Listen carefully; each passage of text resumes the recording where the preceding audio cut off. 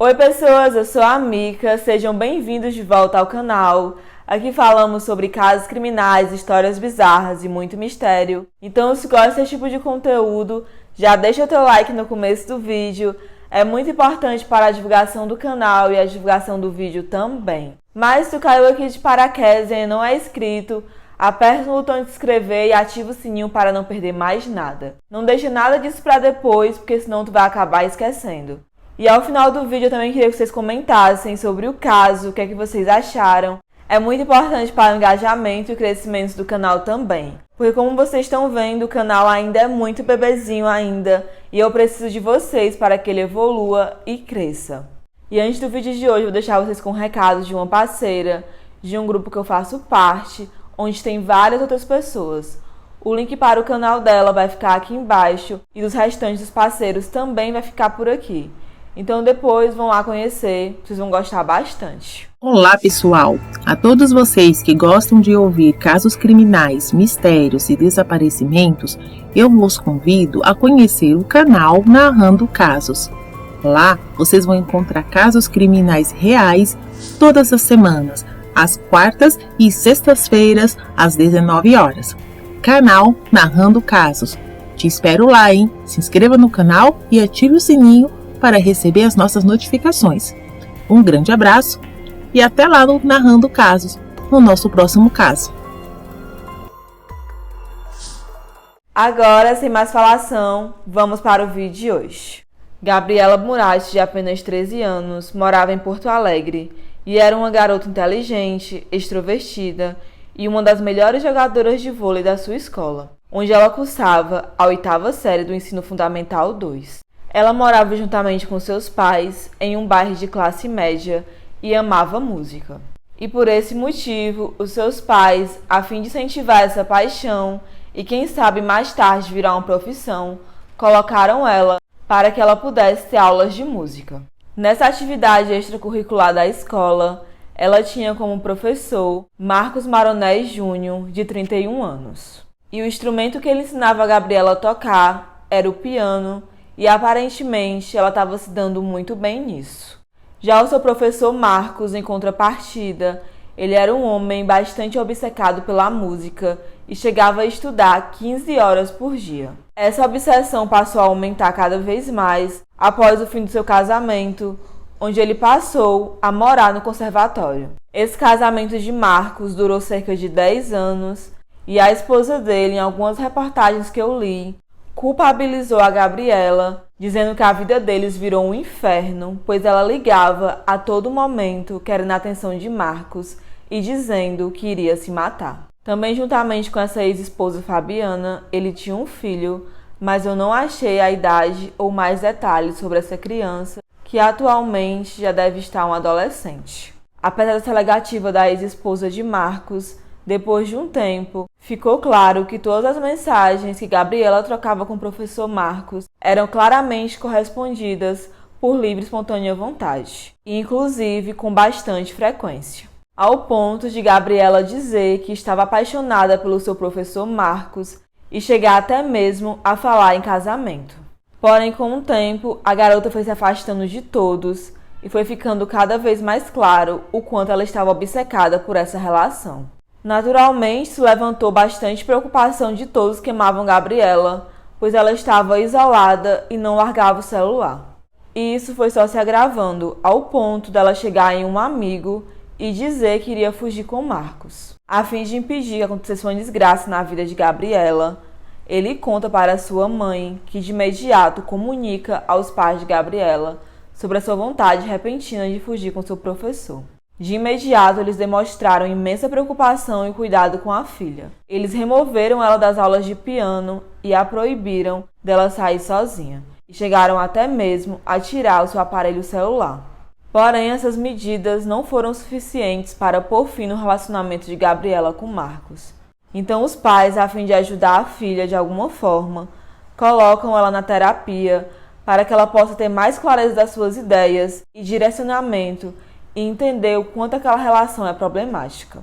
Porém, mais uma vez, a atitude dos pais para cuidar de Gabriela de alguma forma não adiantou de nada, pois a menina dava um jeito de pegar o celular emprestado de amigos e se comunicar com Marcos. Então ela passou de uma menina completamente dedicada aos estudos e esforçada para uma menina que estava completamente obcecada em um relacionamento que claramente não era para ela. Ao ponto que numa sexta-feira do ano de 2006, ela passou várias horas trancada no banheiro, conversando via mensagem com Marcos. Essa atitude de Gabriela despertou naturalmente a preocupação de educadores, que convocou a mãe dela para ir até a escola, ver o que tinha acontecido com a filha, já que ela se recusava a sair do banheiro. Quando a mãe de Gabriela chegou à escola para levá-la para casa, ela foi em direção a uma amiga para se despedir, pedindo um abraço e dizendo que tinha sonhado com ela na noite anterior. Parecia que aí, claramente, ela estava dando um adeus definitivo para essa amiga e dizendo que nunca mais a veria. Pois o que ela fez foi claramente um ritual de despedida, com a atitude que ela viria a cometer a seguir. Já em casa com a sua mãe, ela foi para o seu quarto, onde permaneceu lá até por volta de 2 horas da tarde daquele mesmo dia, quando deu um jeito de sair escondida para encontrar com Marcos. Após o encontro, eles decidiram juntos irem até um motel, onde lá não foi apresentado nenhuma dificuldade, mesmo Gabriela sendo menor de idade, para sua entrada no local, pois nem mesmo um documento de identificação foi pedido no momento da chegada da garota. Antes de adentrarem no quarto, eles deixaram avisados que eles queriam ser acordados na manhã seguinte, às 8 horas da manhã. No motel, eles tiveram relações sexuais, que se encaixa como violação de vulnerável, segundo a Lei 217-A, que diz que ter conjunção carnal ou praticar ato libidinoso com menor de 14 anos é crime. Porém, apesar do pedido deles de serem acordados às 8 horas da manhã, foi interfonado para o quarto, mas o interfone tocou muito e eles não atendiam. Então foi passando ali as horas e começou a despertar uma certa preocupação dos funcionários do motel, porque além deles não atenderem o telefone, eles não saíam do quarto. Então a partir daqui as coisas ficam bastante macabras, porque um funcionário foi ver o que tinha acontecido e ao chegar lá, ele encontrou uma cena que eu tenho certeza que até hoje não saiu da cabeça dele. Gabriela estava em cima de Marcos, na cama, ambos nus, em posição sexual, sangrando muito e agonizando. Ambos estavam com uma bala na cabeça, mas ainda estavam vivos. Os dois tinham bilhetes nas mãos e nas paredes do quarto do motel tinham escrito com chocolates: Gabriela e Marcos para sempre, e Gabriela e Marcos estiveram aqui. Além disso, tinham 2 armas de calibre 32 e 38 e 2 cartas bem próximos aos corpos deles também. O funcionário, ainda tentando digerir aquela cena, rapidamente ele liga para a ambulância. Gabriela foi socorrida, porém ela morreu antes mesmo de chegar até o hospital. Já Marcos chegou ao hospital com vida e até resistiu por algumas horas, mas também acabou falecendo. Posteriormente, segundo a perícia, as cartas que foram encontradas tinham questionamento de o porquê a sociedade não aceitava o relacionamento deles. Após o ocorrido, segundo reportagens, a Prefeitura de Porto Alegre decidiu interditar o Motel Atenas, que ficava localizado na zona leste da cidade. O motivo é muito claro: pela grande irresponsabilidade de deixar uma menor de 14 anos adentrar um estabelecimento claramente voltado para um público maior de idade, sem sequer pedir um documento de identificação. Além disso, teve agravante que lá em Porto Alegre, com proibição, eu não sei se é em todo o Brasil, mas a matéria frisa muito que é em Porto Alegre, que toda criança ou adolescente menor de idade é terminantemente proibido de frequentar hotéis, motéis, casas noturnas, pensões, sem um responsável. E a penalidade para o descumprimento dessas leis é a suspensão e cassação do alvará de funcionamento. Como uma coisa leva a outra, a Prefeitura, juntamente com a Secretaria de Indústria e Comércio, conseguiram localizar irregularidades cadastrais juntamente a órgãos municipais.